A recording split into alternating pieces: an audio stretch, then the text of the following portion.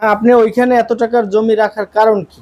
কারণ ওখানে আমার পাশে আরো জমি আছে, আমার সামনে ঘেরা আছে, পাশে ওনার ঘরের পাশে আমার জমি আছে, সরকারি জমি। আমি ওখানে রিট করে আমি আনছি, বর্তমানে আমি ভোগদখল করি।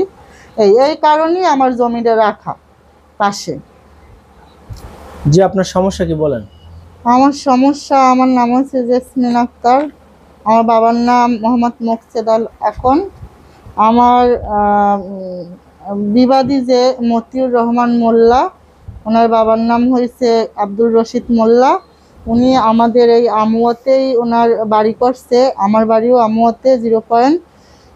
উনি এক কথায় অনেক আগে, প্রায় 1 বছর আগে আমার জমি বিক্রি করার কথা বলে। ওনার বিভিন্ন দেনাফেনা আছে, টাকা পয়সার প্রয়োজন।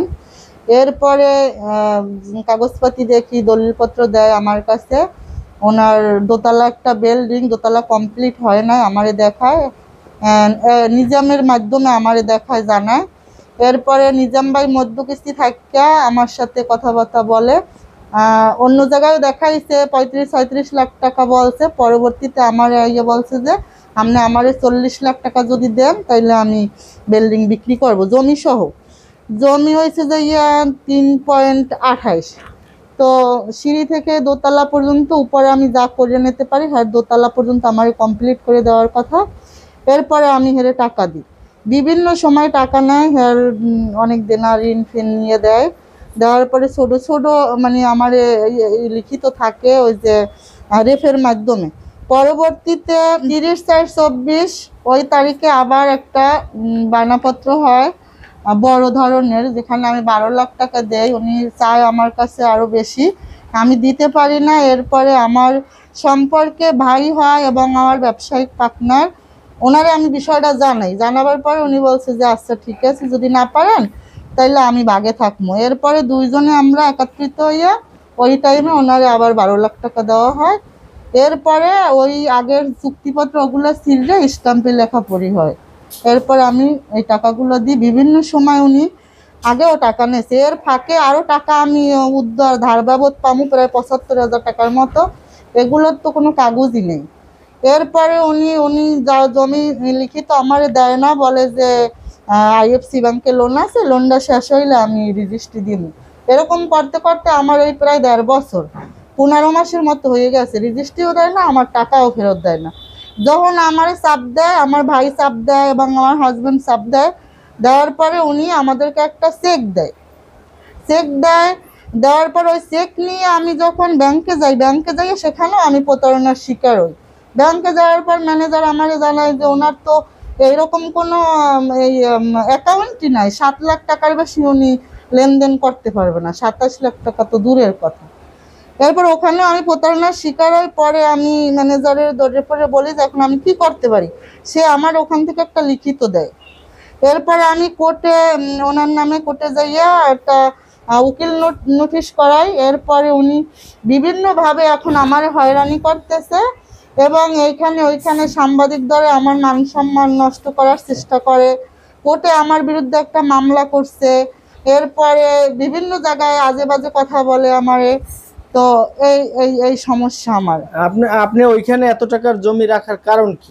কারণ ওখানে আমার পাশে আরো জমি আছে, আমার সামনে ঘেরা আছে, পাশে ওনার ঘরের পাশে আমার জমি আছে, সরকারি জমি। আমি ওখানে রিট করে আমি আনছি, বর্তমানে আমি ভোগদখল করি।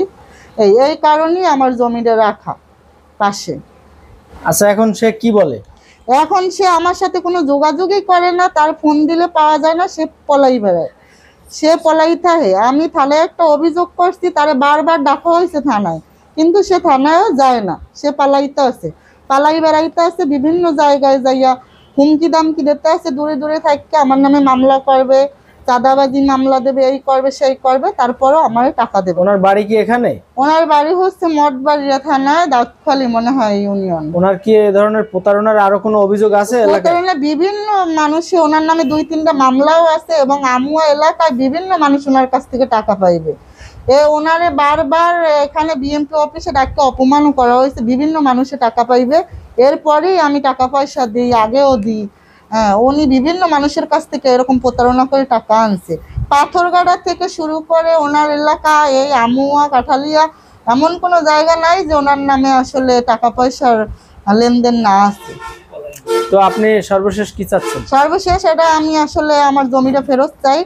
আমি যেভাবে জমিটা আমি রেজিস্ট্রি নিতে পারি এইটা সঠিকভাবে এটা আমি আসলে এর বিচার চাই, যে আমার জমিটাও দিক এবং আমার যে হয়রানি করছে এই হয়রানির বিচার চাই। আপনার নাম কি? নিজাম, পিতার নাম? আব্দুর ভাওলাদা, গ্রামের নাম? আমুয়া।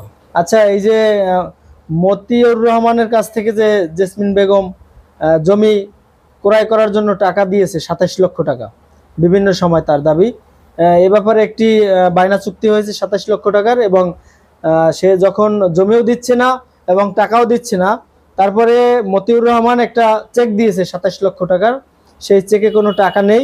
তো এই জমি বায়না চুক্তির ব্যাপারে এবং এই টাকা পয়সা লেনদেনের ব্যাপারে আপনি কি জানেন? আমি জানি জেসমিন আফাই সে জাগার একটা বায়না চুক্তি করছে 27 লাখ টাকার, 27 লাখ টাকার বায়না চুক্তি করছে। আমি মধ্যমে ছিলাম, ঠিক আছে। এখন হে মধ্যমে বিভিন্ন রকম হয়রানি করতে আছে, আমার নামে একটা থানা অভিযোগ দিয়েছে, তাই এই ভুয়া, তাই সুদে টাহা, এখন এইসব হয়রানি মানুষের। মানে আপনি বিভিন্ন ওইখানে মানুষের- সাক্ষী, সেই জন্য? হ্যাঁ, আমি সাক্ষী, সেই জন্য বিভিন্ন রকম আমার হুমকি ধমকি দিতে আছে মানুষ।